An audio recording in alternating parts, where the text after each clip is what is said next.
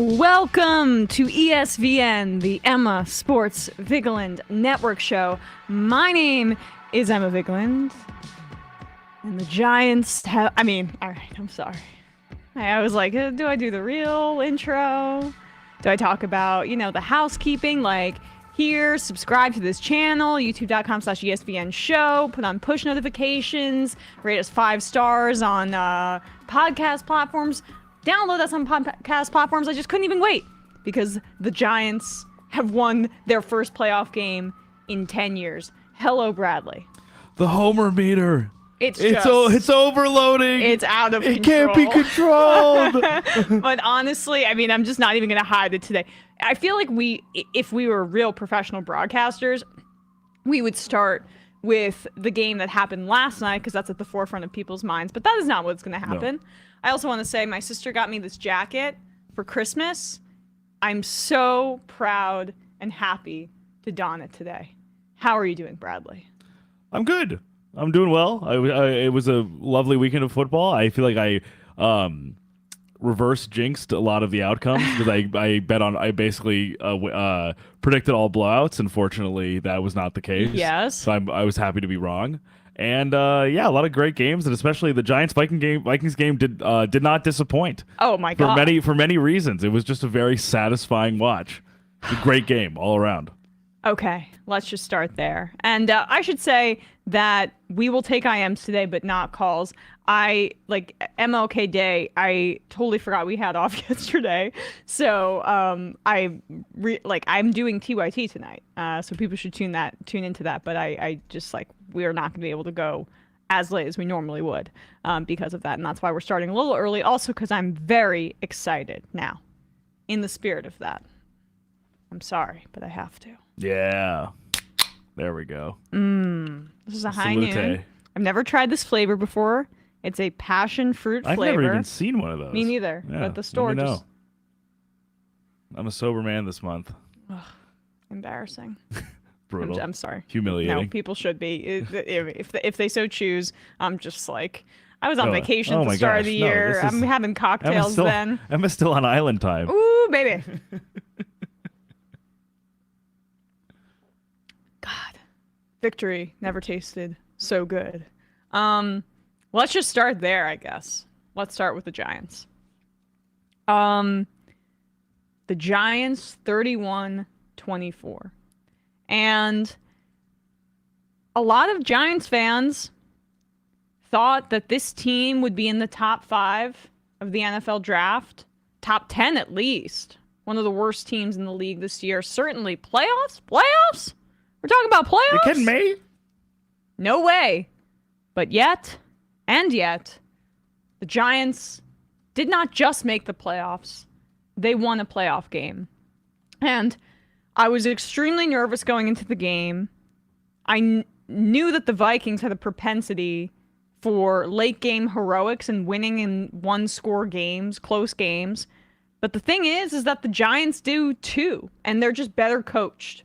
And I think that was a huge part of it. And they had a quarterback that was willing to take more risks and play with some more gumption than the quarterback on the opposite side. And we will get into Daniel Jones and give him his flowers and props and everything in a minute. But the Vikings, I was a little concerned to start the game, right? They just marched down the field, and their offense was humming. Kirk Cousins completed 80% of his passes.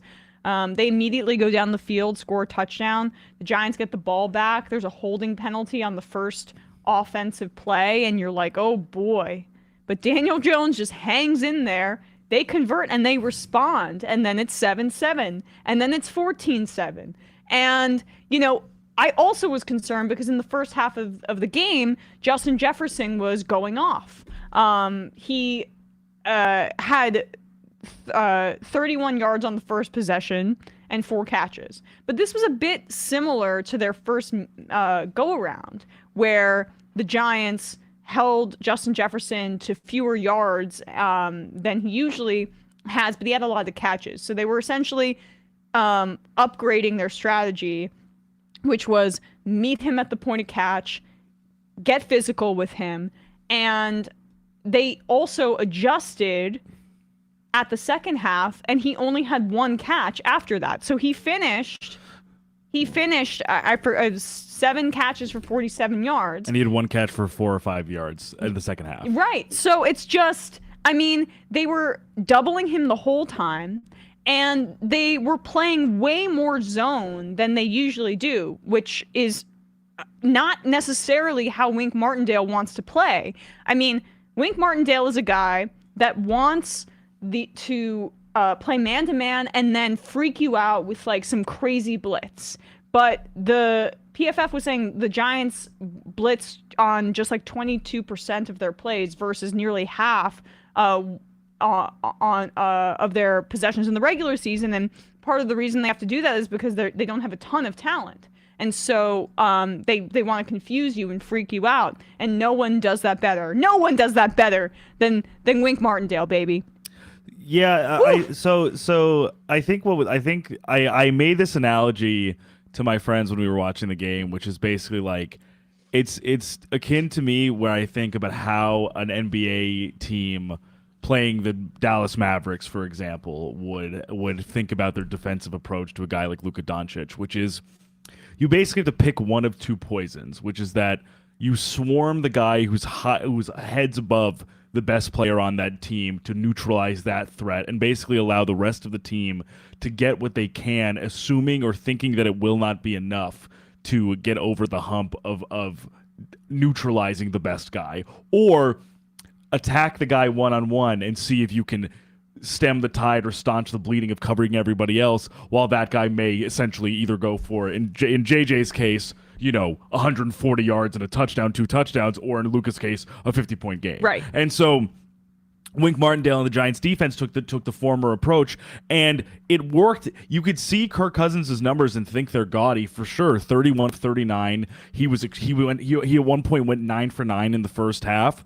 And TJ Hawkinson had probably his best game as a Viking in a Viking uniform for the playoffs. Obviously, it couldn't have come at a better time. KJ Osborne had a touchdown. They were running the ball pretty well for a part of the game. They kind of went away from it at some point. But with that being said, I have really no issue with how the Vikings game plan their offense, because they saw what would their offense. Yes, that's the operative word here, because they understood what was going on, which is that Jefferson was going to be taken out of the game, and he was going to be neutralized to a degree. So they had to find ways to account for that neutralization, and they did, but it wasn't enough because one, it just having essentially a zero, and it wasn't a zero, it was 47 yards, but 47 yards isn't a whole lot when Justin Jefferson is in that spot. It wasn't enough to satisfy him being completely neutralized, and the defense just could not keep them in this game. The Giants emphasized some of the biggest issues that the Vikings had with their defense, which is that they this entire season have had a lot of trouble with design runs for quarterbacks.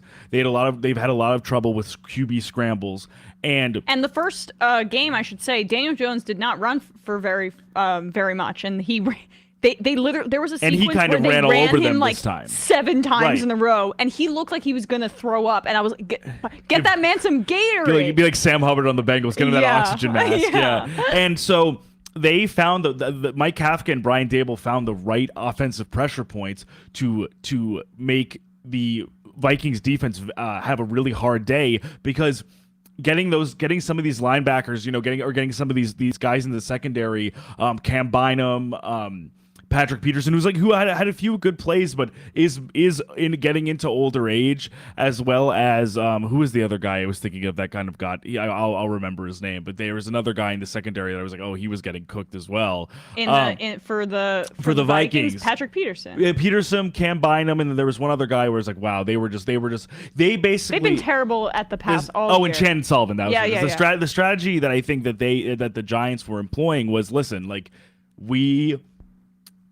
we basically need to make these guys communicate and make these guys switch coverages on the fly, by fooling them into who is actually going into action, who's actually going into motion, who's actually running or passing or catching the ball, and see if they can do it. And they were having a huge struggle, I think, not only communicating the assignments, but also tackling the guys when they were in space. They couldn't get Daniel Jones or Saquon Barkley on the ground. Yeah, no, I want to get into them in a second, like the defense and how terrible the Vikings defense is, but how great Daniel Jones played. But just to elaborate a little bit more on the Vikings offense and the way that Wink Martindale contained them, they also did not take what was there to be had fully. Like, the Giants understood that this offense is not as complicated as the fantasy points and the statistics make it seem. Like, this is not Kyle Shanahan. They don't line up Justin Jefferson in a variety of different formations. They kind of just like have him do his thing. And what's also questionable about the way Kevin O'Connell has structured this offense is that they abandon the run really quickly. The Giants linebackers are really, really not good. Like Jalen Smith is just kind of, there. And he has a lot of energy, but he is not able to really close. There were specific one-on-one mismatches they could have really exploited with Dalvin Cook that they didn't really. There was definitely meat, even despite a few good runs, they left meat on the bone in the run game. But I'm wondering if they went away from it because they were having such little success with it towards the end of the season. They were one of the worst run teams in the league coming into the postseason. But that's who they've been, though. They've been abandoning the run a lot. Yeah, it's bizarre because they have two very good running backs. And I just think Kevin and O'Connell and Kirk Cousins get pass happy and they want to run it that way. But a case in point play was when I saw, oh man, like the coaching is better on the other side of the ball, was when there was that 3rd-and-1 play and they instead of just running it, and the Giants are not that good at stopping the run this year under Wink Martindale. Instead of just running it, they had Kirk Cousins pass it back and lateral it to Justin Jefferson, and then Jefferson threw it to Cousins, and Cousins was tackled for a 2-yard loss. And I was like, that is a questionable, dumb play. Like that's it was getting too cute when you could just do something simple to probably gain a yard or two. And that was the first moment that I was like, okay, maybe this is going to work out. I mean, I thought that they were going to win going into the game, but when it starts, your palms are sweaty, and you're freaking out, and in the playoffs, it's just things are so malleable. Like even when they went up when they were up 21-7, I still was like, there's a distinct chance, and it did get closer. But I mean, like there was no, I wouldn't say necessarily based on how both offenses were humming to a degree that it was really, the Giants I think didn't necessarily put it away fully until the makeup sack that Dexter Lawrence had on Kirk Cousins after the unnecessary roughness penalty, and then McKinney ultimately taking Hawkinson out of bounds on the last 4th down play. But I mean, they didn't have one sack all game, and he didn't take him out of bounds. I'm not trying to be miss-like, but but then it wasn't the last play Hawkinson kind of pushed. He sort of just bear hugged him on the sideline. Yes. I mean, and Dexter Lawrence was in his face. Yeah. So I think I spent my entire day yesterday. You probably know this game. This is probably your going back and forth with this game. So it's etched into your mind. Oh, it is. Yeah. And I mean, we're burying the lead here. I could cry, honestly, talking about it. Like Daniel Jones. This was the coming out party. Everyone who gave me shit at the start of the year for saying that he was better than Tua, I want you to watch this game. I know that's a bad defense, but it doesn't matter. It was a playoff game. Did you see what he looks like on the side? He is huge. He's 6'5". He's 240. He can sling it. Every ball is a spiral. 301 yards passing. 78 yards rushing, and that was on 17 attempts, but that wasn't actually 17 attempts because he knelt it down for 3 times at the end of the game. Daniel Jones with Isaiah Hodgins, who was on the Buffalo Bills to start the year, 6th-round pick, with Darius Slayton, not on the team in November, who is their best receiver all around, but he has a drop problem, as was evidenced by the drop that almost cost the Giants the game, and good coaching by Big Balls Dayball going to him and knowing that he needed some talking up there.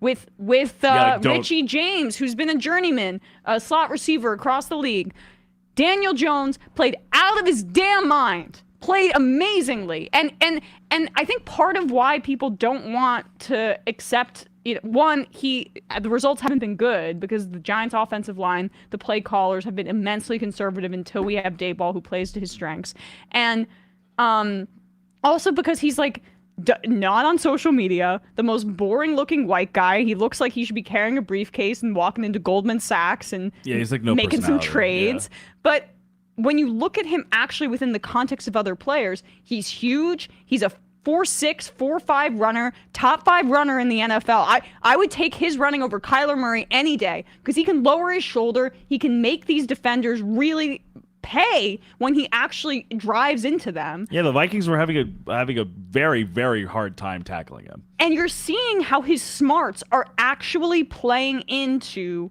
the game this time, or his play actually this time around, because he was throwing the ball away, making smart decisions. I don't know if he made one bad decision the entire game.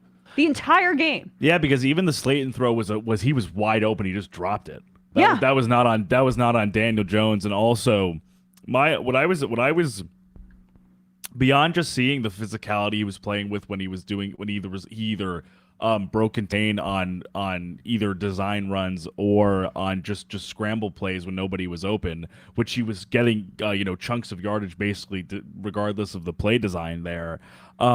His reaction time and his speed in getting the ball out was really impressive. He went through all of his reads very, very quickly and got it to the open man. They didn't need explosive plays necessarily because they were consistently moving the ball on every down. There wasn't many they didn't need a whole lot of 50 yard passes down the sideline or anything to get results or to get into the red zone. They were constantly consistently moving the ball. Yes. And that was just by virtue of him just knowing exactly where he needed to go with the play that as it was evolving, and also getting through his reads quickly and getting the ball out quickly and accurately. He also made a lot of plays off schedule. There was one where he rolled out to near the line of scrimmage, was pump faking, which is an evolution of his game where he's not just standing in the pocket, going through his reads, pump faking, and then got I forget actually who the pass was to. But then there was this other amazing play where he rolled out to the left, huge dart to Isaiah Hodgins, who had the toe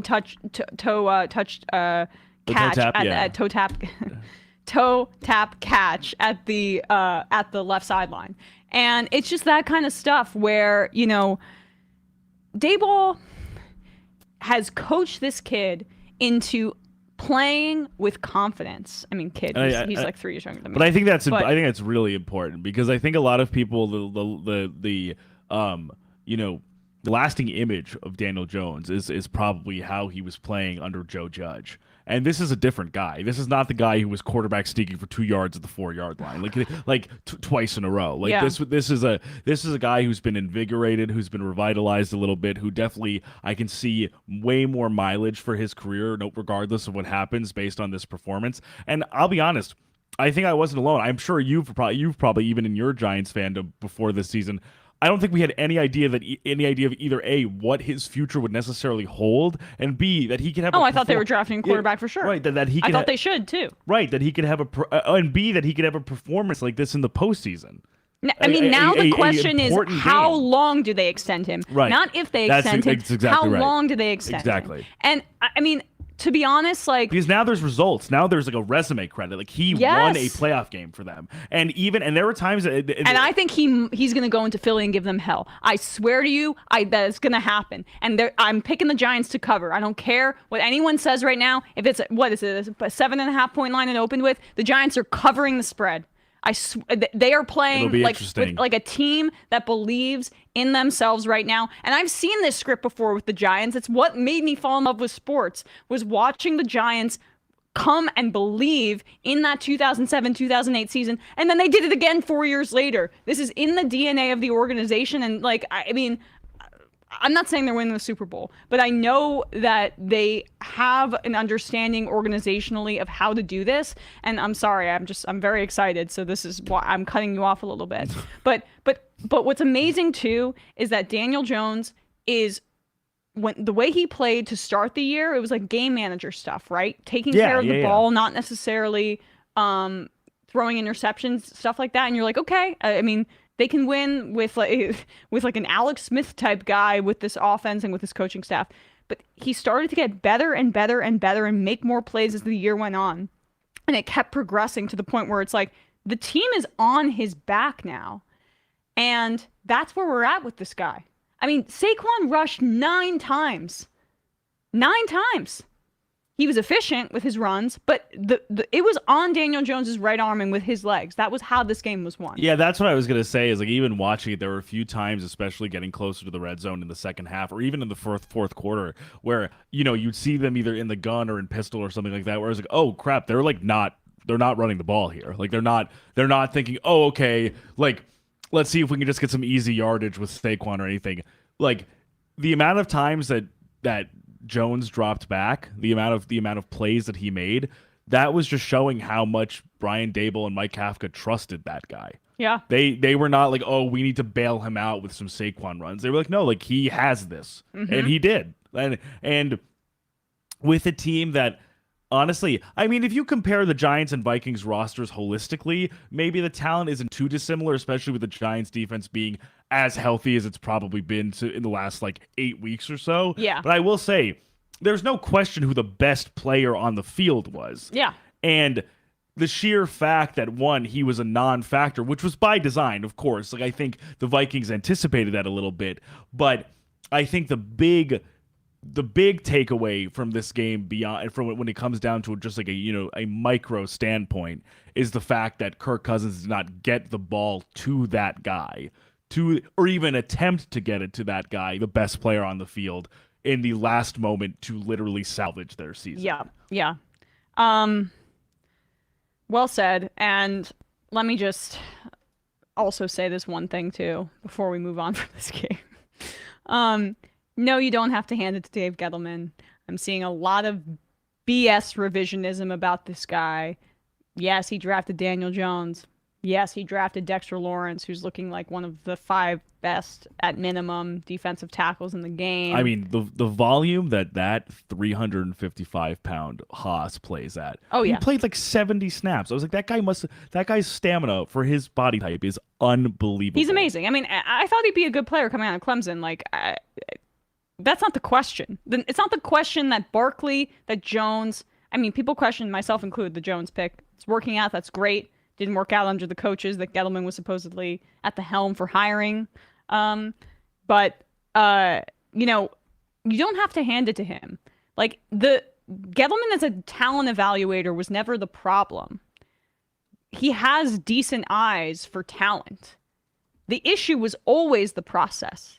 How's that Kenny Golladay contract looking? I mean, good for him, by the way, for sticking with it, getting in the game, laying that big block near the red zone. That block was amazing. I was like, my God, good this for guy. him. I was like, I can't. This guy hasn't even caught a pass today, and he's still bringing the wood on a block down on the right side. That shows the belief that I was instilled. I was super like heartened to see that. I was like, all right, he's not fully checked out. He's still why trying they to win traded this a game. guy like Kadarius Toney versus a guy like Kenny Golladay, who's going to buy in, and it speaks to Golladay may have lost it athletically, but it speaks to his professionalism. You don't have to hand it to Dave Gettleman. The contract for Leonard Williams is bad.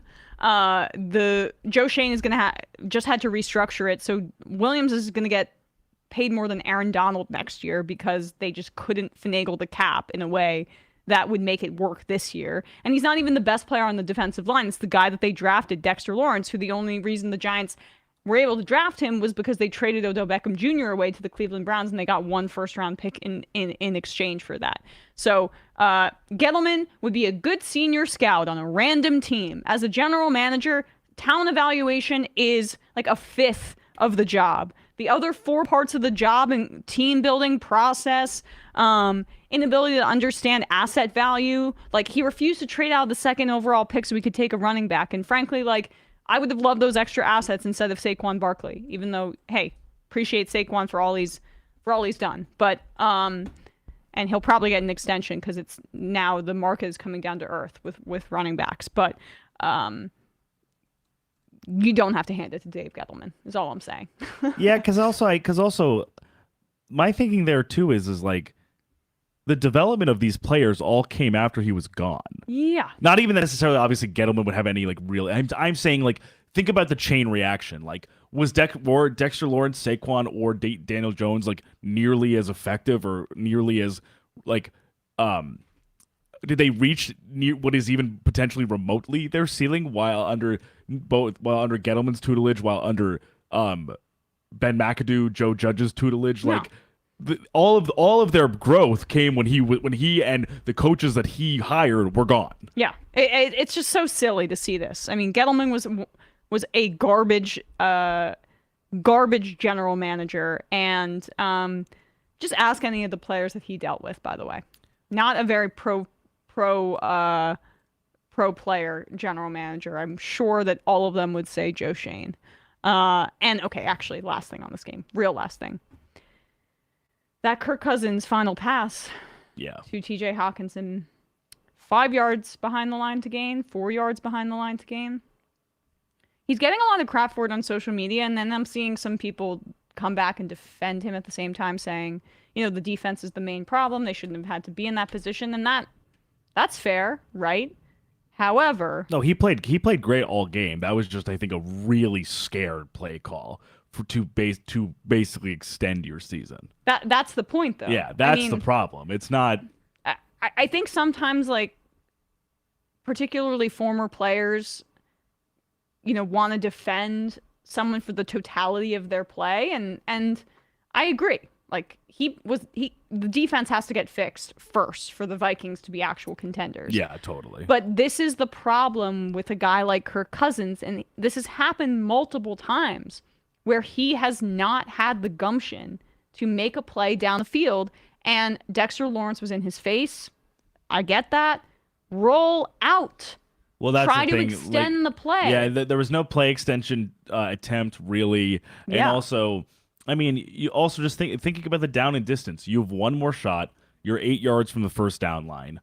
If you're already throwing 3 yards behind the line of scrimmage, you're already in a losing situation. And he threw to the side where, if I'm being honest too, there was a mismatch to begin with. Xavier McKinney is probably he's arguably the best defensive player on the Giants team to begin with, but he's also one of the best tacklers. Yep. So great point. If anyone was going to be able to challenge TJ Hawkinson in space, it was the guy that you were throwing in the direction of. They were playing man on that play too, right? So it's like, I mean, well, you could go after Darnay Holmes, you could go after somebody else. Yes. There were other, which is not to even describe. Darnay Holmes had a bunch of great plays this game, but he's not as good in coverage. That's exactly right. Like I think there was a way. If there was any reason to take a shot down the field. If there was any reason to, even if Justin Jefferson was being triple teamed, we saw the catch he made. We saw the catch he made against the Bills. Give it a shot. I agree.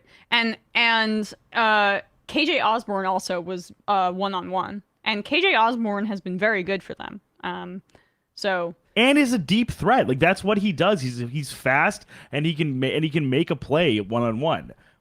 It was just putting a lot on TJ Hawkinson to get, at that point, 9 yards for a first down, 1-on-1 against Xavier McKinney with no other plays left. Yeah, and they were gifted that too because of that garbage roughing the passer call on Dexter Lawrence. They even had the play to begin with. Yeah. That was a clean sack. That was in any other year in the league, that is Kirk landed on his body. Yes. Kirk landed on Dexter's body. He got the ball out while he was spinning down, but like either way, that should have been an incompletion, and I think it would have been fourth down at that point. But what happened was Dexter Lawrence grazed his head while trying to swat at the ball. That was, I think, the big thing. Oh, you can't graze the side of the helmet? Like, that was incidental contact by any other definition. And he was probably trying to push the ball out, and I can't, like, I think you can kind of tell when someone's like either tucking their helmet to hit someone in the helmet or going at someone's face mask, and I did not look like that. That was textbook. They need to change that rule, or they need to make it reviewable.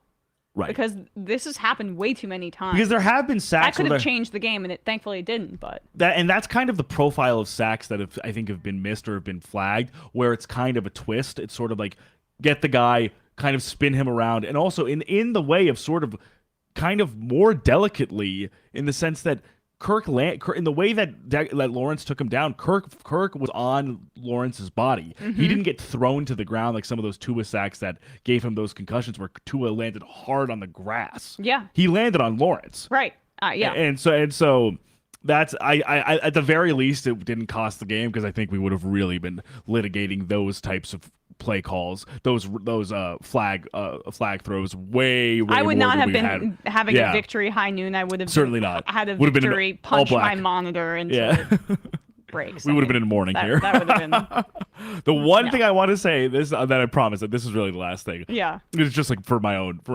I screamed so loud when that pass breakup happened. I was like, you are kidding me that was Cordell Flott. Oh yeah. This is a rookie who people thought was kind of an overdraft, and in terms of where he was drafted in his position, making a crucial pass breakup, and he hadn't played the entire game. Well, that's because they don't trust him to tackle, right? Like, he is really undersized. Right. I want to see actually what's out of LSU.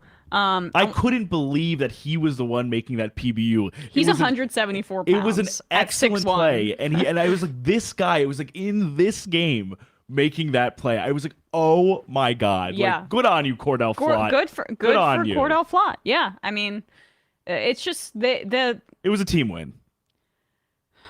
I can't even say enough about Brian Daboll. I mean, I don't even know what. I mean, I know it's a regular season award, but I think it's really.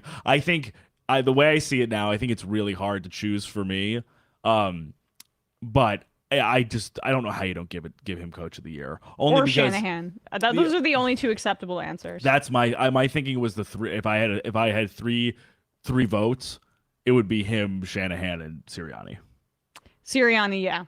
I mean, I hear that too. Only because of like the comprehensive, like both sides of the ball dominant, like any way you slice it, and even the losses, I was like, I get it. And like, it's just the one thing is just Daboll has by far the least talent and that's of those the thing, three. though. It's overperformance relative to strength of roster. Yeah.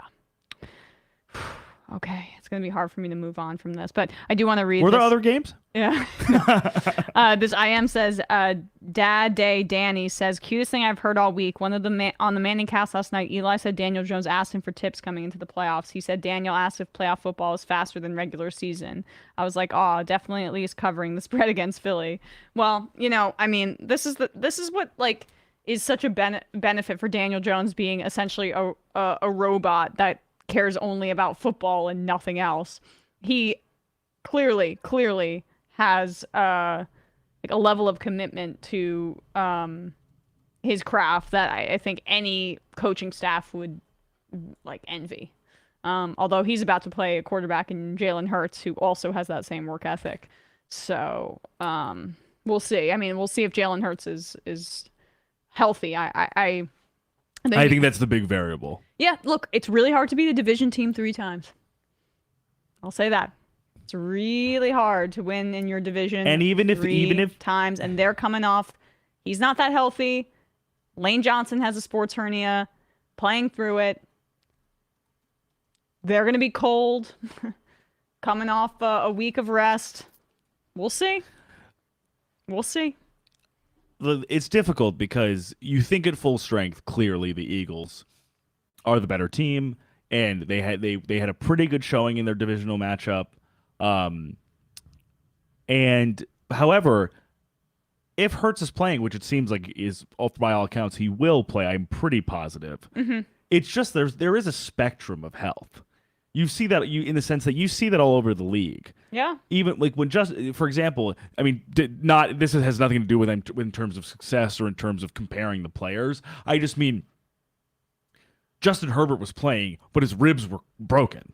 Like he was in agony while playing. Like Mike White was playing, and he was in agony because his ribs were broken. Yeah. Like it's, and I'm not saying this. I don't even know exactly what the degree of Hurts' injury is at this point in time, but it depends on how hurt or how healed he is playing in terms of his efficacy. When he's probably going to be relied on not only to obviously get the balls out to his stars, but to run the ball when he needs to, because that's his huge strength. So, I mean, we'll see. I think Hurts is the X factor on both ends. I think. Mm-hmm. Anyway, let's move on, shall yeah, we? sure. Where are we going? I mean, the game last night, I think. Yeah. So, wow, was I wrong? Yeah, about let's this? go. I told you guys. I told you Mike McCarthy was ready. I told you he was ready. I mean, you were really might have killed me in the competition after this week. Honestly, when I saw the score, I was like, what the hell is going on? I was like, because it was two things. I both didn't expect the Cowboys to play so well because essentially, barring five missed extra or four missed extra points. I couldn't keep track. They played an essentially flawless offensive game. Yes. Dak Prescott had probably maybe his greatest performance as a quarterback in the NFL. I think it was the best best game of his career given the stakes. He was electric. Did you see that run-in touchdown on 4th down? Oh yeah, and I was like, he was so hyped, and there were a lot of Cowboys fans in that stadium, and they travel very well as always. The third, I think it was maybe the third touchdown. It was either to Gallup, or I think it was maybe to Gallup. That ball had such pinpoint accuracy. It went through a defensive back's hands. Yeah. Like it had so much touch. It was so fast that the defensive back blanketing Gallup couldn't catch the ball. I mean, and this was just like, I really totally, I think, dropped the ball on all of my principles with this game because I should have known that the Cowboys were looking crappy because they knew that they were going to be the 5 seed essentially no matter what. And I went with, hot take like Colin Cowherd, Brady's going to get clutch. And it was just so, I mean, that red zone interception that he threw was inexplicable. Because also it's just so not like him. But is it not like him at this point? I mean, he's played this way the probably whole at this juncture, year. but it's the whole year. There is always, and I think both of you and I fall victim to this. Throughout the year in terms of both your pick last week and my picks throughout the year, where I've been like, a part of me still thinks that that it was even I think until this game was over that I was like, there has to be a drop of Brady magic left. Yeah. There has to be a drop left where he can mount something historic or heroic or seemingly insurmountable given what we've seen from him and I think honestly, it's not goodwill, but he's earned that disbelief, the suspension of disbelief almost because we've seen it for 20 years. Yeah, I mean, this was what his 48th, 43rd. It was in the 40s for postseason games. Right, like he's played seasons worth of playoff games. And so for us, I think there is some credence to that, but I think that was my other part of that, which is I don't think I expected the Cowboys to play this way. Not only in terms of their skill, but also fearlessly. Mike McCarthy went for it on a few 4th downs where I was like, you don't usually do this. Oh, yeah. You punt or you go for a field goal, even with your kicker. Someone tweeted, it was either Ben Solak or Roger Sermon from The Ringer. I was like, McCarthy could bring Brett Maher out and be like, hey, man, get your confidence back. 46-yarder, let's go. Right. And he didn't. 4th and 4, they went for it. 4th and 2, they went for it all over at different positions on the field. So that part of it I underestimated. I also underestimated how lifeless the Bucs were going to look on offense. They could get nothing going. They couldn't run the ball. Once they had to abandon the run game, they were screwed, right? I mean, and it was just like Brady. Did you see that he threw the ball 66 And that's times? the other crazy part is even it's unsustainable at his age. Is that the offensive game plan seemed to be run Rachaad White into your offensive lineman for either 2 yards or -2 yards and have Brady throw 100 passes. And Brady was rolling out because he was essentially feeling the pressure. And I just saw how slow he looked. His limbs looked creaky, and he was also bracing for impact, like every drop back, like he was ready to be tackled. Right, and then that's when it goes. I mean, his arm is strong still. That's not the question. The question is whether he's stamina. Terrified to get hit. Right, and that's defined the Buccaneers this entire year, and so. I just should have known that the Cowboys would have been who they were for most of the year, and the Bucs would have been who they were for most of the year, and that's what it was. And that was my thought. I was just that was my only thing where I was like, I'm not sure I would be hesitant to think that the Commanders game was what they'd replicate, as opposed to a lot of what the offense had been doing prior to that game. Yeah. Because honestly, it's interesting, those two polls, because, and I mean polls like North and South Pole, like not Yeah. sorry, like polls of like the Commanders game, which was it's just so crazy to think that in a few weeks span, that might have been Dak Prescott's worst NFL game, and then he comes into the playoffs and it's probably his best. It just goes to show you how much can change, I think, just from a game by game basis. And also, I will say it, I make no bones about this. I'm strong in this conviction, despite how pseudoscientific it is. I think things change when it's the playoffs. Of course they do. I think there is really some sort of aura, some sort of veneer that's like, this is different. This counts more. This matters more. Your mental toughness matters more. And the mentality actually is as important as what's being put out on the field in terms of X's and O's. And Dak rose to the occasion. Oh, yeah. And he didn't let his foot off the gas, which I think is the important part. There was no room for the Bucs to return. That's the thing about it, is that Brady is just not up to the challenge until it gets to that fourth quarter comeback situation and the defense gets tight and they get freaked out because they're like, oh, it's Brady. That's part of it. And also his experience, which causes him not to lose his composure in those situations. That's when they've been dangerous all year, coming back and winning those games. Right. But the rest of the game, they look like crap. And the thing about, when he threw that red zone interception, you're like, okay, well, this is, once the Cowboys hit 18 points or whatever the weird score was because of the Brett Maher missed extra points and stuff, you're like, that's honestly too much for this offense to come back. That's and also the thing that is so infuriating about this offense in particular, relative to the Bruce Arians helmed Bucs offense, is it's shocking to think, and we'll get to the Byron Leftwich news in a second, but it's shocking to think that was the same offensive coordinator, just a different head coach, where the offense was quick. It was dynamic. It played hard. The players were in your face. They were making you make quick decisions. They were maximizing the physical traits and strengths of guys like Chris Godwin and Mike Evans, who for their roles have like unique skill sets. Yep. It is impossible to cover Mike Evans on go balls, on routes down the sideline. Arguably the most consistent receiver in the NFL, not named Devontae Adams. Exactly. It's impossible to cover Chris Godwin on in-breakers in the red zone. It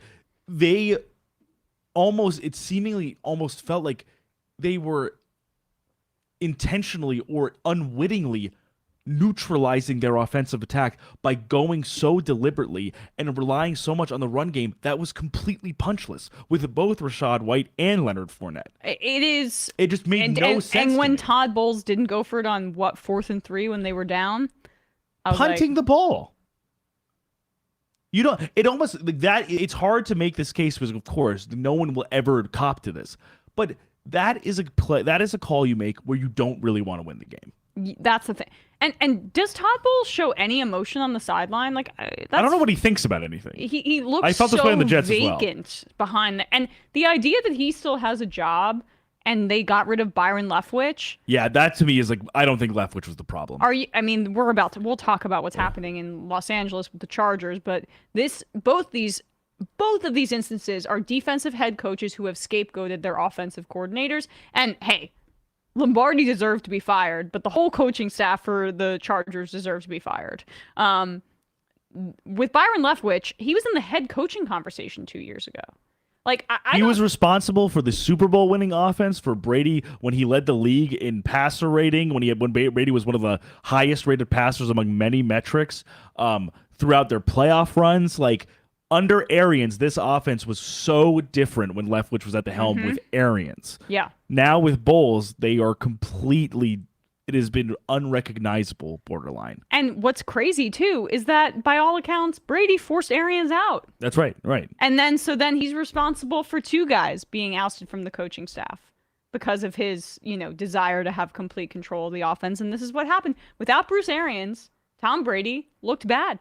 That's the reality. Right. And he forced him out, and now Byron Leftwich is gone. He might be in a better situation because I was seeing rumors that Mike Tomlin might be interested in getting him and ousting Matt Canada and putting him in, which would be a godsend for that seriously. team. Anybody but I Matt would be, Canada. I would be thrilled for that because also, as we know, Tomlin is pretty, not that he's hands off, but he doesn't meddle too much where he's like, don't do your thing. Yeah. He's like, do your thing. Right. With Canada, it's honestly to their detriment. Yes. But maybe it'll be a little bit better if it's not Leftwich doing it and not Matt Canada. Yeah, it is a peculiar situation for Byron Leftwich to go.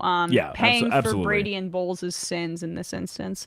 I don't think that's necessarily fair, but hopefully he gets a job elsewhere quickly because people are going to realize that. I mean, no, I don't. Yeah, no one's going to succeed at quarterback the way that Bowles was coaching the team overall as the leader of the team, and the way that Brady has been playing football.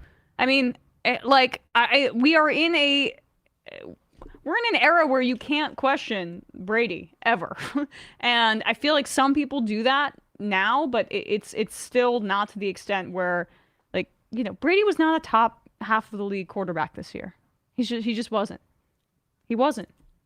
This is totally like non-football related. I mean, of course, I do hope. I haven't seen any updates, but I do sincerely hope that Russell Gage, who sustained an injury that had him carted off the field, is okay. Right. But I felt this way. It seems as if he had a concussion and a bit of a neck injury, but he has tweeted out he tweeted out about 2 hours ago that he's okay. He's doing great, in great spirits. So that's great to hear. But it's just so interesting how, I mean, we saw this with, we were speaking of the emotional vacancy, like Todd Bowles looking on the sideline. I was like, he doesn't even look like even remotely like moved by or even concerned necessarily. And like, sure, I can't read his mind, but I'm just like, go over to the guy, like see if he's, and the same thing is like Joe Buck and Troy Aikman when like Brady was just like also vacantly staring like 20 yards where it's like Brady looking on and care for his teammate. I was like, he's not doing anything. Yeah. Like all of his teammates are kneeling around him and seeming with like real clear looks of concern, and Brady's just like, yeah, I don't even know what that would be in reference to. I missed that, but it's like Brady, if Brady inhales and exhales oxygen, it's like, it's a winner. I know. That's a guy who knows how to play football. But I feel like everybody with a pulse who sees the way he acts on the field is completely off-put by it. But that's just me. All right. But we'll see, obviously, if this is it. We'll see, obviously, if it's it. I hope it is. It's not fun anymore. It is not fun anymore. Please do us all a favor. Just move on. I really hope the 49ers don't do something stupid. He might just be addicted to football. I get it, but like, I guess now he's lost everything, so he's got nothing left to lose. But Jesus, dude, you don't even look happy, and none of us are happy to watch you play. Yeah, he won't be with the Bucs. I think that's my prediction too. Is I think if he does not retire, he will not re-sign with the Bucs. No, he'll go to where Sean Payton goes, or maybe to the 49ers. Right, the Niners, a quarterback needy team. But dude, just with an easy offense. Yeah. No, I agree. All right, let's talk about the Bengals defeating the Ravens. That game was way closer than it should have been. Shockingly close. I couldn't believe it. Yeah, I'm concerned about the Bengals. Yeah, there are some trouble spots that I think they're really going to have to work on ahead of this Bills game. And I know that Burrow took them to the Super Bowl with that offensive line, but that offensive line was bad. It wasn't like immediately full of injuries. The problem with the Bengals offensive line now is that group actually was starting to get better, and then they were immediately hit by massive injuries. I mean, that La'el Collins injury, he tore his ACL and MCL. I mean, he may not be back at all next year. Yeah. So and that's a huge, and that and Alex Kappa, where they are huge casualties for that team. And that's really the only thing that concerns me about, but it is the thing. I mean, the Ravens know how to game plan defensively, and I felt like you could see Roquan Smith all over the field in that game. I was going to say last night, but that was 2 nights ago. And so the Ravens kind of understood that was going to be the way that they would stay in that game. And Huntley played well. I mean, he had one dumb interception, and then of course that massive play where he should have gone underneath. He went over the top QB at the sneak, QB sneak, and it was batted into the waiting arms of Cincinnati native Sam Hubbard, and he went all the way into the end zone for a touchdown. I saw there was a block in the back on the run back, and they just didn't call it because at a certain point you're like, all right, just don't call that. I mean, this is just such an amazing situation. Let this big boy go off. Yeah, right. I know. I mean, if I were a Ravens fan, I'd be furious, but they weren't supposed to win that game anyway. I mean, what were the Ravens' prospects in the divisional round regardless? I mean, it seems like Lamar is not coming back. It seems like Lamar's done with the Ravens organization. And I mean, the message that he put out, as well as him seemingly not traveling for the game, are definitely not good signs. No. And because honestly, I'm no doctor, and we talked about this before. We can't obviously speak exactly to the distinction or the degree of his injury. However, mostly when you hear a guy has a PCL problem, he didn't tear it. He didn't rupture a ligament. It was a strain, and he had been out for a month, and he wasn't even seemingly close to playing. He has a right not to play. Of course, absolutely. He's well. If I'm him and I'm representing myself in a contract negotiation that's ongoing, I'm also not playing. Yes. Because I'm protecting my health. Right. I'm protecting my health knowing. And it was disgusting to see Mike Vick come out there and say that. I mean, what Mike Vick, what is wrong with you, dude? Yeah, if anything, you should be. Yeah, you want to shill. You want to shill for management. Cool, bro. Yeah, right. Great. Was that the deal to get back on TV after you were in jail? Yeah. Sorry, I mean, honestly. No. I'm not trying to be super crass, but seriously, come on, man. Protect a player. Advocate for a player. Especially a player that clearly idolized you growing up, has said so, and plays similarly is your to legacy. Yeah, exactly. Is part of your legacy. So that sucked. That was shitty. disgusting. Yeah. And I'm a huge Lamar fan. I don't doubt that his knee still feels unstable and that he's likely he does not want to do that in the contract year. The problem is just that what Lamar has done in his business dealings has set up a very tense and precarious situation with the Ravens where he says, I want that contract. I want that exact same Deshaun Watson contract, which was an anomaly and should be an anomaly given the way that the Browns conducted business. Yeah. And especially after what's happened this year, that's not happening for him. So if he's drawing that line and he's kind of just being like, pay me, and this is his red line, I just don't see the Ravens. The Ravens are going to come down from their initial offer, and that's going to piss him off, and it's going to force him out of there. I think just which is hard to watch. I don't want him to leave the Ravens. I love him on the Ravens. Yeah, I just think the prospect of. I think it just makes knowing what that injury is usually like, or what it has traditionally looked like for other players who have experienced a PCL strain, that type of thing. Knowing the ongoing contract negotiation issues, knowing that the future is uncertain. If he's not, even with all of that, if he is not making every effort he can to get back on the field, it's because he's preserving himself justifiably so, but it's also probably because he doesn't want to give that to the Ravens when he doesn't really have to. Yeah. And so that's part of it for me watching this game, where I'm thinking about the mishandling of that situation by the team to a degree. And I'm also thinking of it. Also, that stuff was always in the back of that was definitely in the back of my mind when it culminated with the Huntley QB sneak. Because honestly, it's twofold. That player, Tyler Huntley, shouldn't be in that position to begin with, in the sense that there has to be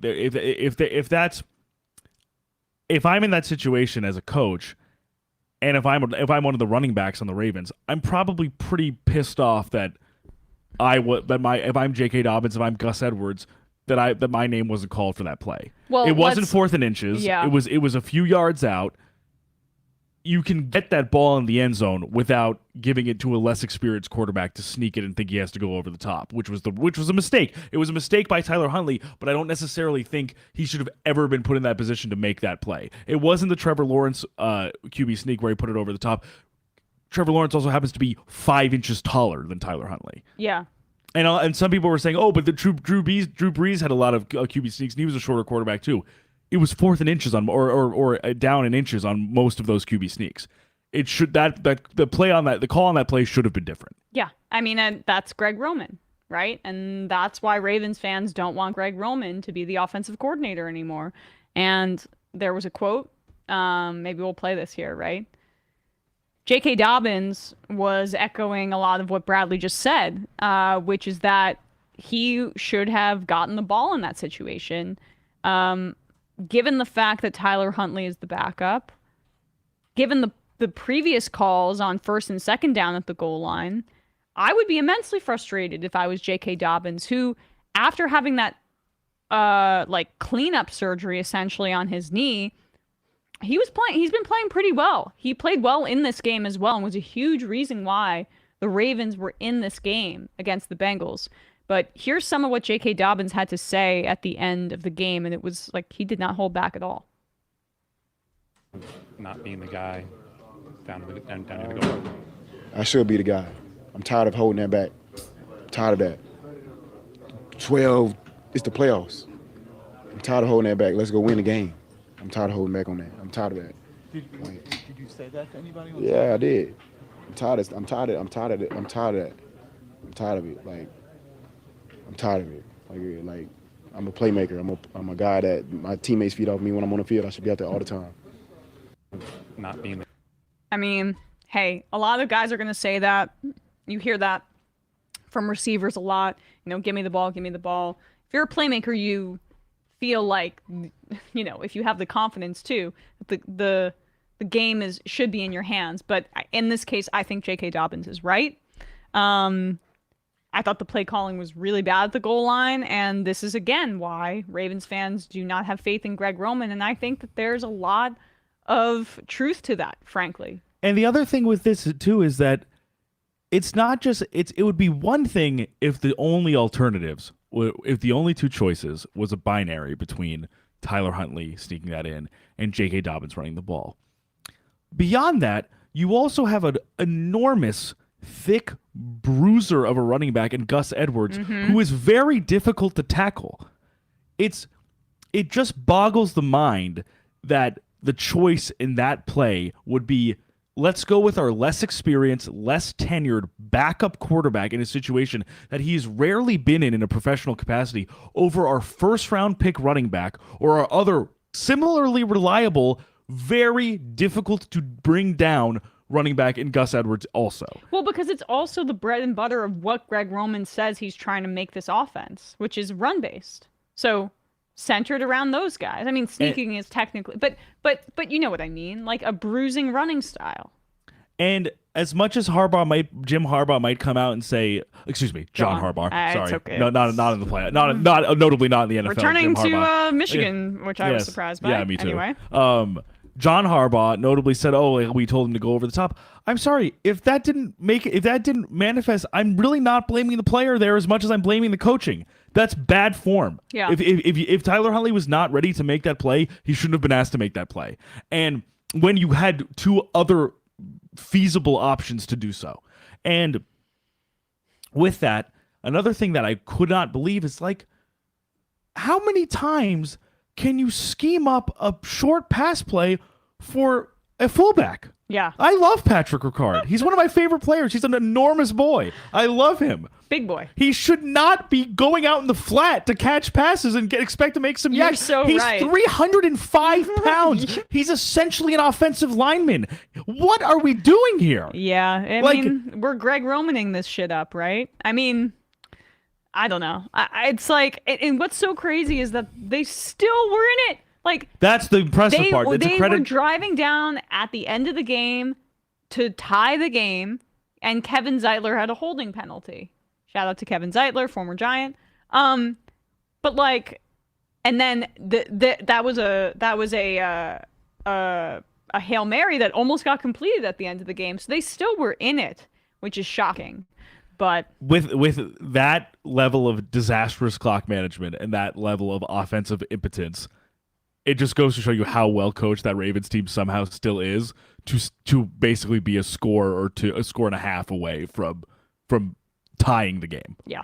From a James Prochet fingertip miss in the end zone to tying the game. That's why I'll defend Harbaugh for, I mean, look, he's been the coach for what, like 12, 13, 14 years. Mm-hmm.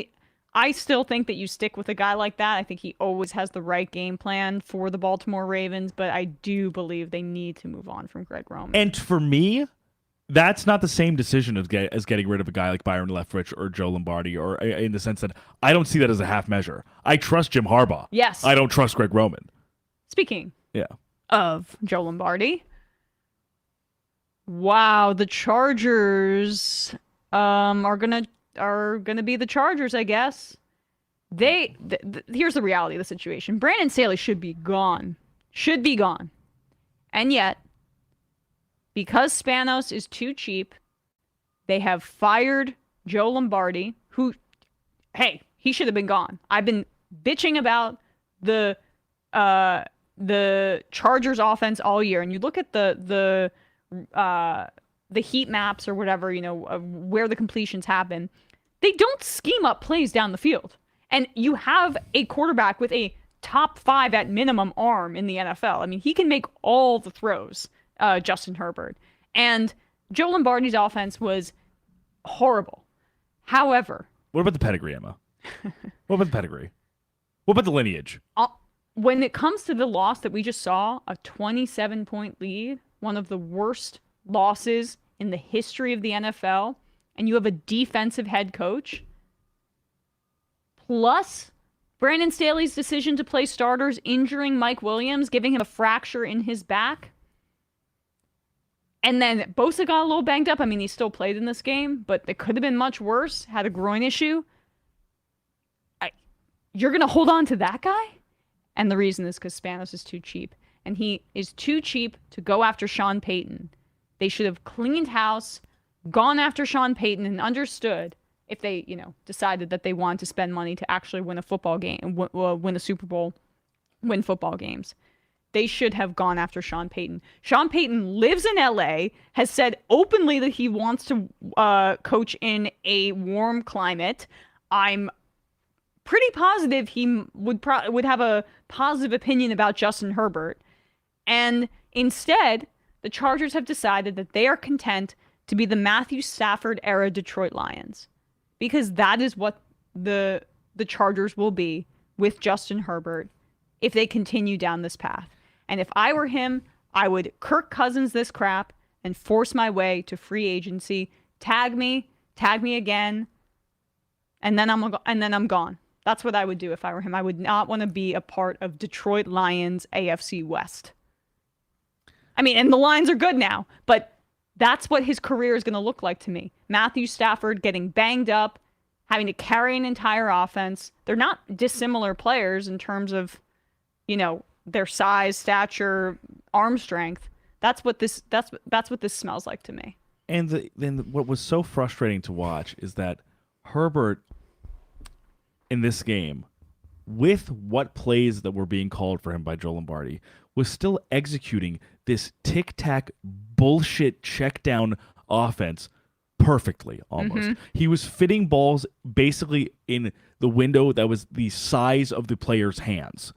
But whether it was 4 yard behind the line of scrimmage check down, screen passes to Austin Eckler, or check downs to Donald Parham or Gerald Everett. Like, he was running that offense essentially flawlessly, and yet that goes to show you how stunted they are making him. Yeah. That he was doing everything that they were asking him to do when we just know for a fact he can do so much more. But he did not have the personnel nor the scheme to actually do it. They were like, DeAndre Carter wasn't playing, Mike Williams wasn't playing.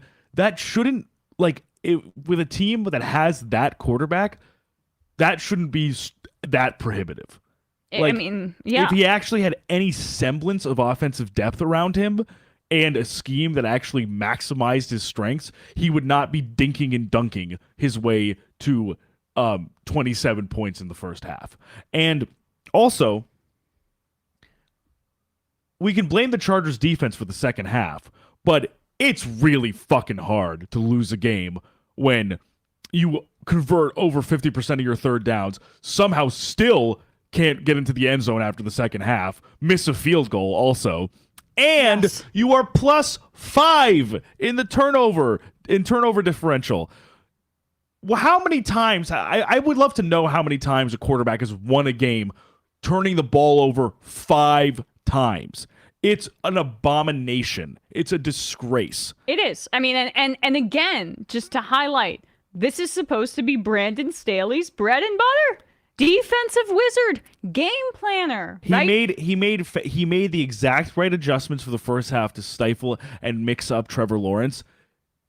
Doug Peterson went into the locker room. They came back. They adjusted their game plan by like 4 inches each way. Yeah. And they diced them up Yep. for 32 straight points. That's the thing. I mean, like even that first year of Brandon Staley, where he was going for it on fourth downs all the time, and he was getting a lot of praise from the analytics community. I like aggressive play calls, but they never seem to really make sense within the context of the game. Like when Brian Daboll was calling those fourth and one, QB sneaks with Daniel Jones in the last game, you're like, okay, but this makes sense because they can't stop anybody, and this the Vikings, they're unable to stop the Giants, and also the Giants defense is having a hard time. So within the context of that game, that makes sense.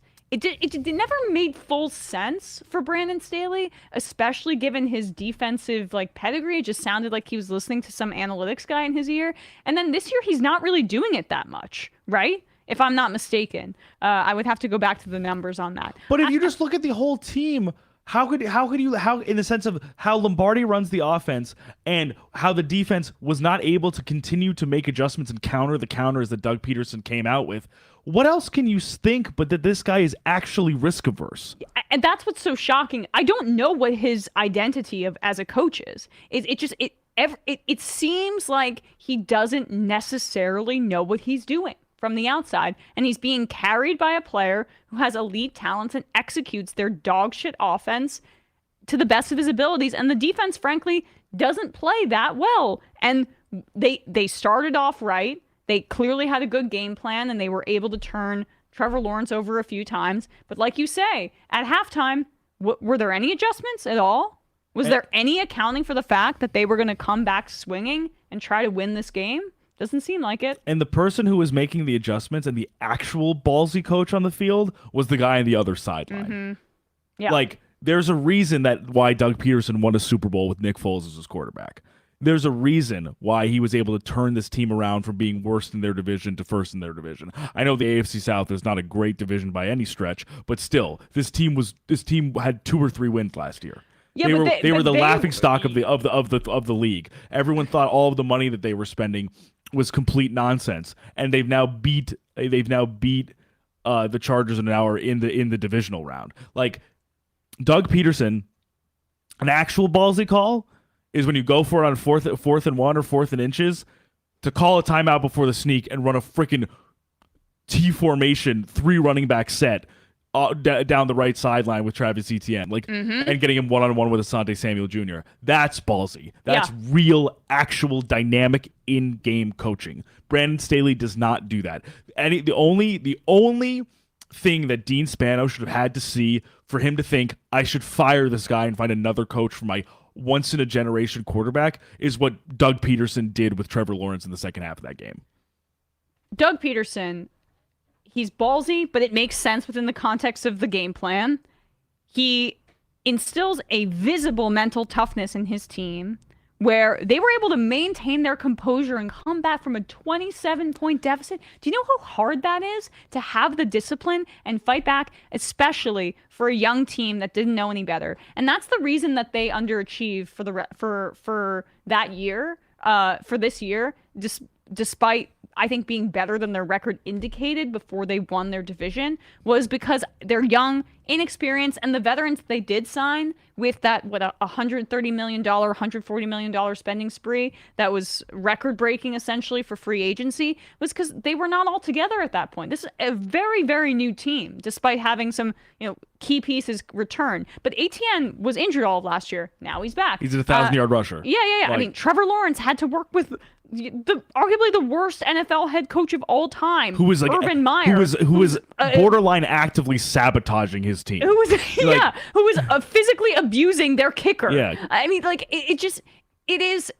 is remarkable what Doug Peterson has done, and you can see that the talent and the structure of the team is finally starting to come together at the exact right time. And that's why don't be deceived by their regular season record. They were always more talented and better than what their record ended up being, and they showed that against the Chargers. And you're exactly right about the mindset thing. It is really very, very difficult, I think, to go into halftime down that much in a playoff game, and your quarterback, your like first overall pick, ascended quarterback, has had the worst half of his entire life, and keep that team's composure and basically say, this is not over. Yeah. And we are going to play as if it's not over, and it was not over. And Trevor Lawrence, man. I mean, like, despite all of that, and some of the picks were his fault, but that first one, it was a deflection. The second play, third play of the game. It was a tipped pass. Yeah, it was a tipped pass, and he just looks the part. I mean, he might not even next year. He's going to be so good. He still has these moments where he makes mental errors, but I've said this, but he looks like a Greek god out there. Not to be, it's not. I'm not being weird about it, but he literally looks like he's made in a lab physically to play quarterback. Size, arm strength. He has some great athleticism, and just he just looks the part. And I thought, I just think the world of Trevor Lawrence. I think he's going to be really great. And what's amazing about him too is, like, even given his stature and height and weight, he's not a guy who's like, oh, I'm literally always just like, I'm dropping back, assessing my options and throwing 60 yards, 50 yards downfield. He has the arm strength, but what his specialty is in short and intermediate throws. Yeah, he can knife balls. You've been saying that all year. Yeah, he knifes balls between the numbers, between the hashes, down the sideline, in breakers, out breakers, like all over the field with like pinpoint accuracy and speed. Like he is such a command over like the touch on his balls, while also being like every aspect of how that ball comes out of his hand is extremely precise. Yeah. And he is one of those people that, like, a tide that lifts all sails. Like all of his receivers were probably in other places, whether it was Zay Jones on the Raiders or on the Bills, Christian Kirk when he was on the Cardinals. Island of misfit toys. That he has made Marvin Jones even he's a vet himself, but even on the Lions and other places he's been before, he is Evan Ingram even on the Giants that they have. Oh my God! Evan Ingram has. He catches balls now. Evan Ingram has revitalized his career on this team, and a lot of that is really attributable to the guy behind center. Like in his second year. Like, yeah. It's really, really impressive, and I tip my hat to them, and I'm excited. They will certainly have their work cut out for them in Kansas City, but I'm excited for that game regardless. I think that'll be a very good game. I think people should not underestimate the Jaguars.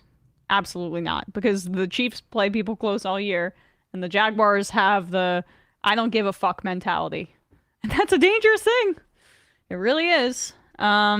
All right, let's turn to the final two games here before we have to head out.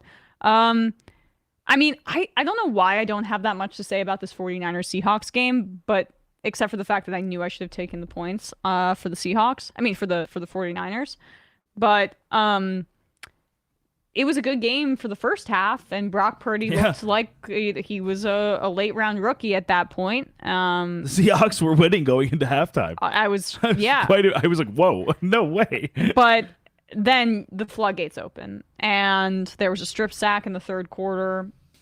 Nick Bosa gets it, and And the Caused by Charles Omenihu, by the way. Yeah. I did notice a lot of accounts being like, Nick Bosa with the strip. I was like, no, Nick Bosa recovered the ball. Yeah. Charles Omenihu got the ball out. I mean, Like, it's interesting. It's interesting why that was the case. oh, I mean, we know, right? I It's wonder like, why no one wanted to give Omenihu any credit for that. I mean, it's just weird how there was like this huge hype train for Robert Saleh, but they don't really seem to show D'Amico Ryans that much on the sideline. Yeah. Whatever. I mean, it's just like, but Nick Bosa, I can never root for him, even though I love the 49ers because of his just Yeah, and honestly, like bona bro, he fide. seems like he kind of makes me laugh a little bit, but I'm also just like I definitely know you and your brother have a little bit of a Oh, they seem like assholes. yeah, they're it's like some Confederate vibes. Oh yes, absolutely. And in the end, the better team won. And good story for the Seahawks. I still think Geno played well.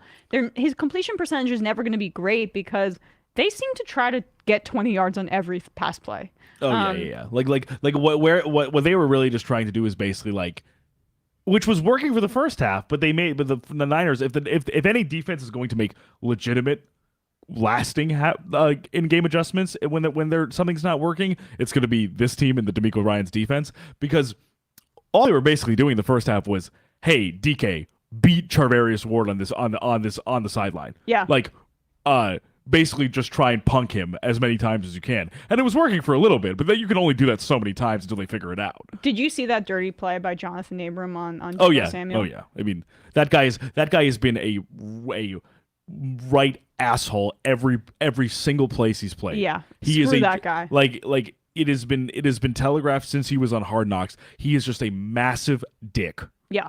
Screw you, Jonathan Abram. And I think that really actually got the 49ers to play with some extra edge. They're a tough team. I mean, don't be deceived by their big offensive numbers. They're not just a highlight reel team. They play with immense physicality.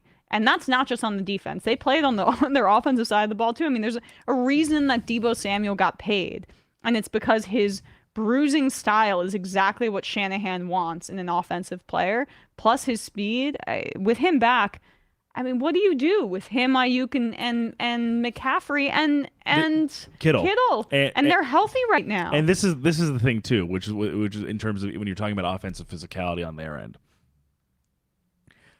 Deebo Samuel and Christian McCaffrey, pound for pound, are probably two of the strongest people in the NFL. They are near impossible to bring down. Yeah. And with that, they are also incredibly fast and have impeccable balance.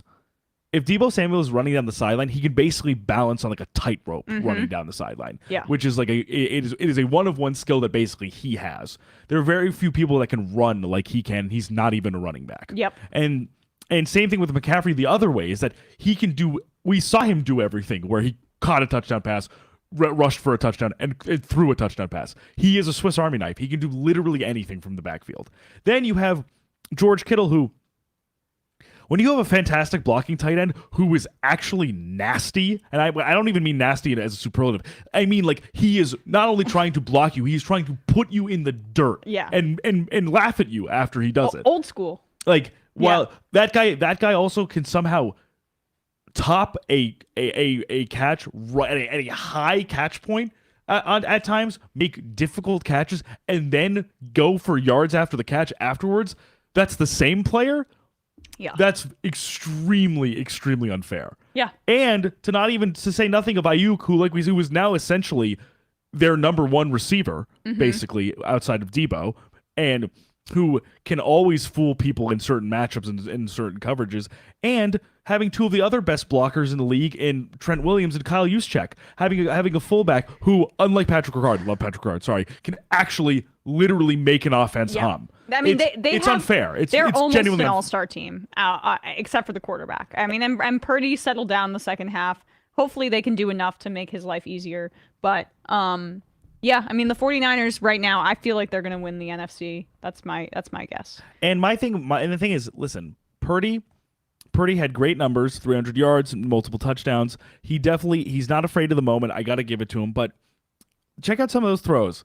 He was on like the only thing I'd really be concerned about at any point in this team is that he just has to get some of his throws under control where he's not throwing his players into coverage. Yeah.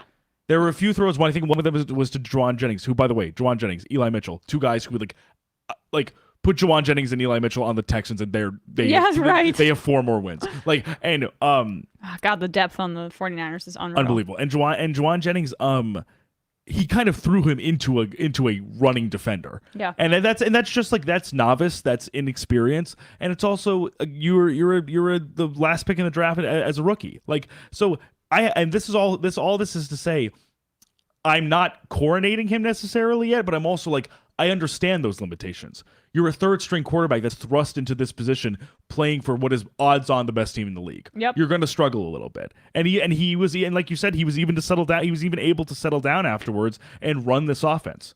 Yeah, good for him. Good for him for being able to run this offense. That speaks to Shanahan. I mean, it's just totally. It is unbelievable what Kyle Shanahan can do.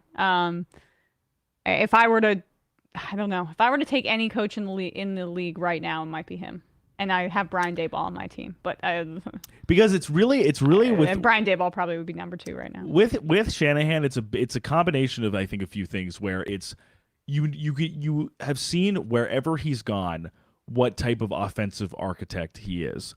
With how he was able to max, you can just tell what understanding he has of all of his surroundings. Yeah, he was able to make Matt Schaub in Houston a near all-pro quarterback 10, 12 years ago.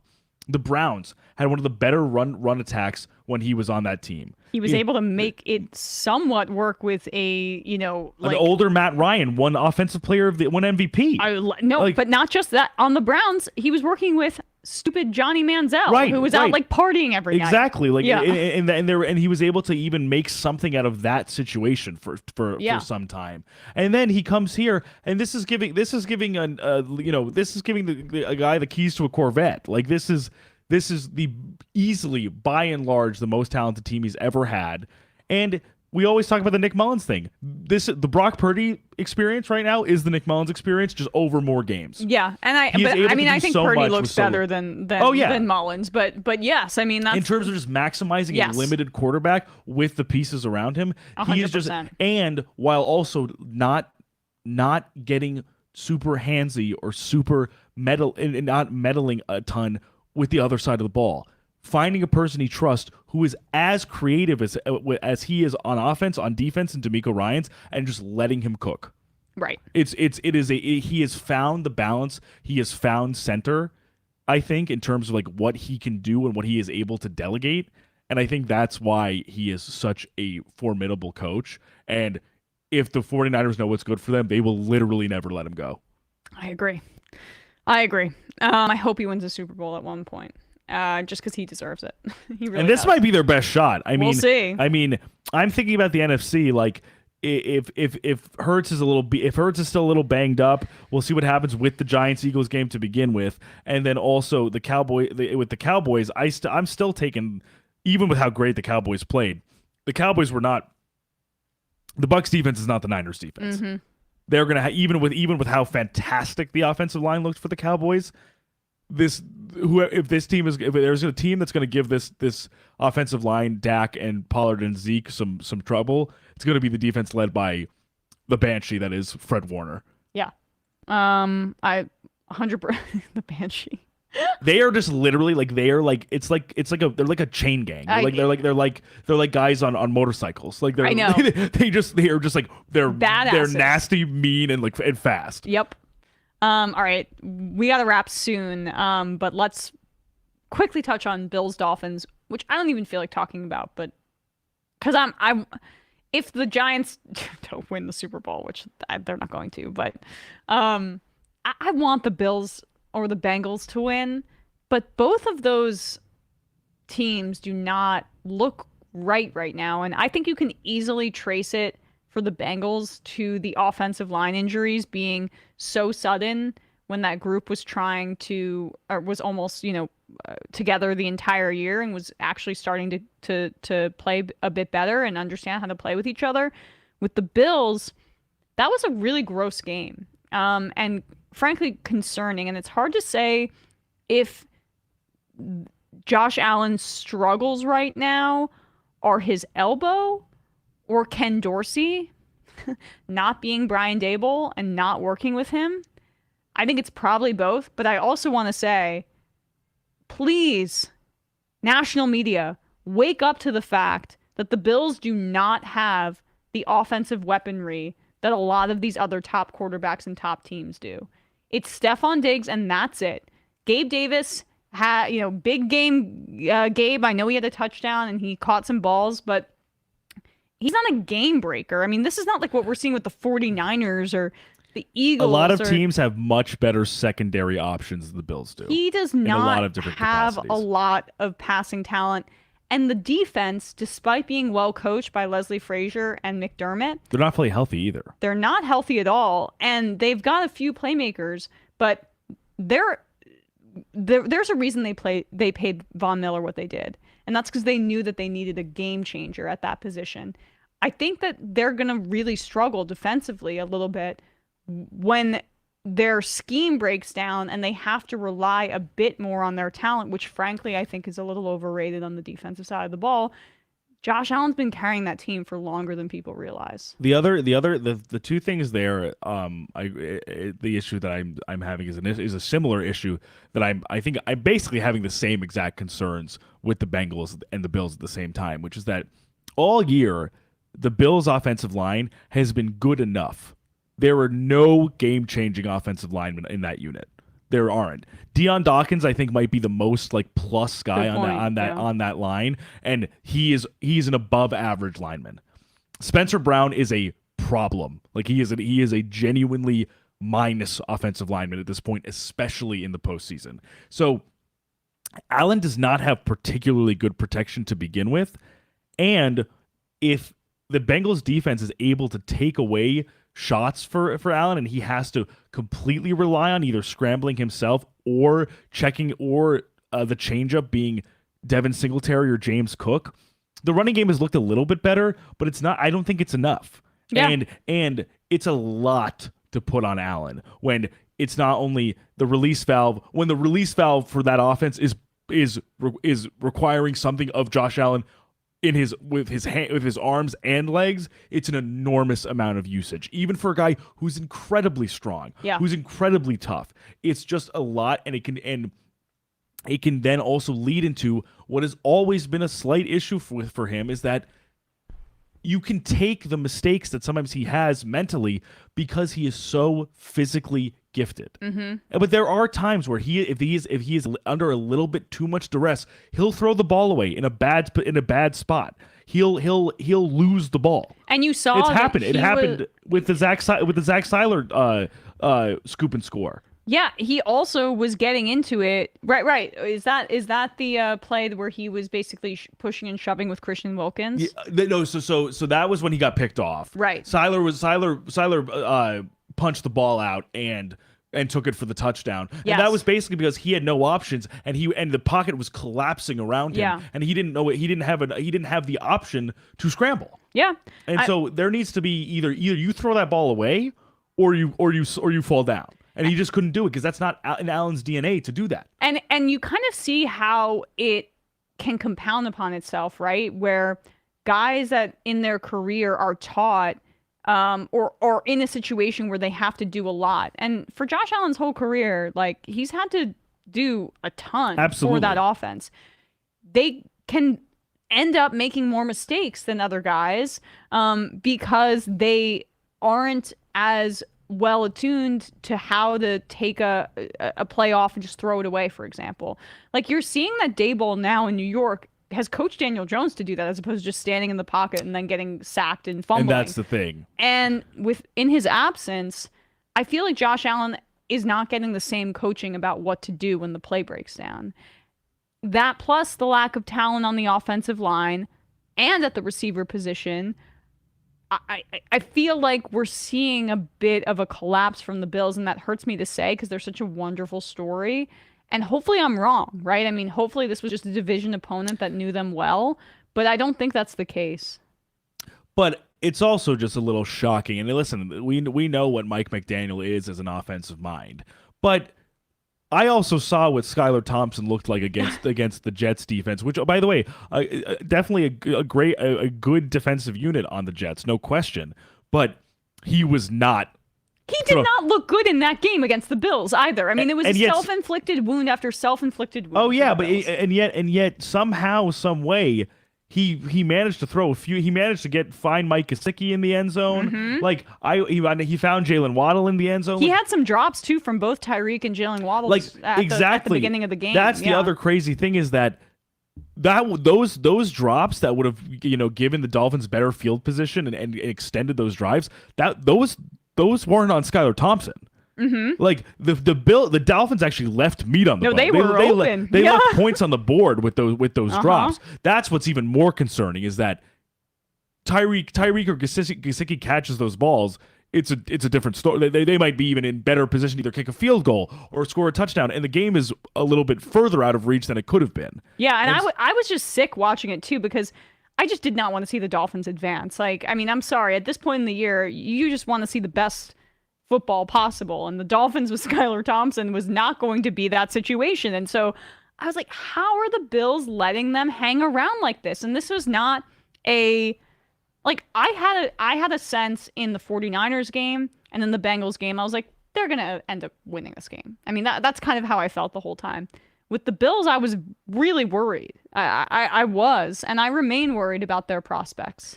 I think it's interesting that the Bills and the Bengals are facing off for obviously, of course, beyond the narrative reasons of the fact that this is the rematch of the game that we ultimately did not see due to the Damar Hamlin injury. And give me a break about complaining about the field. I mean, it's just like no neutral site. I'm sorry, just really quickly. No neutral site. I know the NFL apparently wants to do this because that might make them a little bit more money. No neutral site. Do whatever you have to do. Just count it as no game and then do it as winning percentage and then the Bills win. Okay, fine. Like, it's just it's so dumb. But yeah, I think it's a weird situation because I think it's also like, what is fairness in this circumstance? There's no fairness. That's the thing. Like, they could have lost that game and then we would not hear them bitching about this. So go on. But it's interesting because I see the flaws that are almost mirroring themselves in this matchup. That the offense it's not that the offensive line for the Bengals was playing poorly. It's just that they are not who they were when they were playing at their best. Mm-hmm. And the Bills' offensive line has always been the question mark. They have never been a even close to top 10 unit, I would say. And Allen's whole career, he's never had like a game-changing offensive line. And same thing with the run game. The run game has never been a game changer for them. It's been a little bit of a refreshing second option closer to the end of the year, but nothing close to being something that they can rely on if Allen gets neutralized in any way. And I feel the same way with both secondaries. They're running on reserves. And they have matchup issues on with the fact that for the Bengals, it's Eli Apple can get torched. He got torched by Demarcus Robinson, who is not, he's a good player, but he's not Stephon Diggs. Mm-hmm. He's not even Gabe Davis. Yeah, that was a hilarious highlight reel. He got smoked by Demarcus Robinson. And on the other end, I think we just simply, and I've said this, I was saying this before early in the season, I can't express how different this defense is without Micah Hyde. Uh-huh. He is the beating heart of the defense besides Matt Milano, and Milano is still there, but Milano without a fully healthy Jordan Poyer and Micah Hyde, who is not coming back, it is a different dynamic. No Von Miller. And no Von Miller. Tremaine Edmonds makes some plays, but again, it's just... They are missing X factors. They're missing the guys they're missing both the stitching of the defense in Hyde and the interplay that he has with Poyer and Milano. And like you said, they're missing the guy that they signed for these moments to get pressure on Joe Burrow. Yeah. And who would feast on a guy like Max Sharping, who's now replacing Alex Kappa, a backup guard. I think you're going to take the Bengals in the game. That's my guess. It's so tough. I know. We'll have to think about it more. I'm actually really stressed about a lot of these picks. I literally thought about it for You're already in the lead. Just enough. I had a horrible weekend, even though in my personal life, when I live bet the Jaguars to come back, and that ended up being a nice little payout. But in terms of our competition, I'm in deep shit. What did I say? Mike McCarthy. Playoff coaching god. God damn it. Of course. Elite game manager Mike McCarthy. The gods are just punishing me for supporting Tom Brady in any possible way. McCarthy watches the show. Yeah, I'd He was watching. He was like, "You're right." You're right. I'm going for it on 4th down. All right, guys. I'm saving my timeouts. I'm gonna read some IMs and then I got to run. Let's do it. I'm doing 3 shows in a day. Why did I do this to myself? Tireless. I don't know. Mine pillow guy. Can we talk about how tasteless Joe Mixon and the other Bengals players were for making such a big deal out of the potential coin flip for home field advantage? Several tweets in the touchdown celebration with a prop crying about something that didn't even happen since they beat the Ravens last week. And it's a situation all brought on because a player nearly died in the field the week before. Very childish in my opinion. Agreed. I think we touched on it kind of briefly just a second ago. Majority Report wardrobe coordinator. Dear Lamar Jackson, do you like throwing to good receivers? How about going for it on every 4th down? Maybe some creative play designs. Come to Detroit. We'd love to have you. Plus, who doesn't look good in Honolulu blue? Ugh. I mean, based on what the reaction I got from some Lions fans when I said they should move on from Goff and try to upgrade and capitalize on this like up and coming team, it seems like the Lions fans really like Goff, which and I want to be clear. Like I don't think I want to be clear, at least from my perspective. I think you agree with me. It's not that I don't think Goff has really performed well and done a great service to this team and played really, really. I'm very impressed by how he's played and what they've been able to do with him.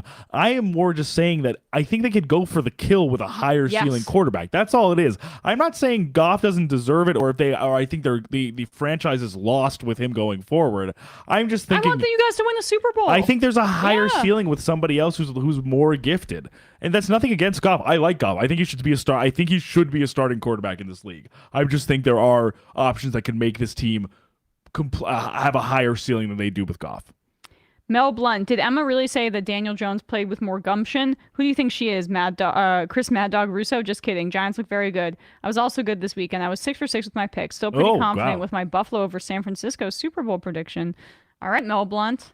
Will from Indiana. All right, so if the Giants somehow, someway make it past the Eagles, unlikely but crazier things have happened, and face the 49ers, they should bring Devin Thomas to the game, as you likely remember, the one who recovered the 2 punt fumbles in the 2011 NFC Championship game. If it's Dallas, they should bring back Brandon Jacobs to throw another football at the scoreboard, LOL. Yeah, that was an epic game, and not even a fun game to watch, but Eli Manning just... I'll never forget his chin strap on near his nose. Oh my God, yeah. It's just that's a classic shot. Classic. And I should have said this during our Giants segment. I saw Rich Eisen compared Daniel Jones' performance yesterday to Colin Kaepernick versus the Packers in that playoff game when he was just running, passing. I think he had like 180 yards rushing. Yeah, I think Daniel Jones was single game record. Yeah, it was. Right. Postseason record, but also, Justin Fields is the regular season record, but the all-time record is Kaepernick. Yeah. Not a bad comp, I think. No. Definitely not.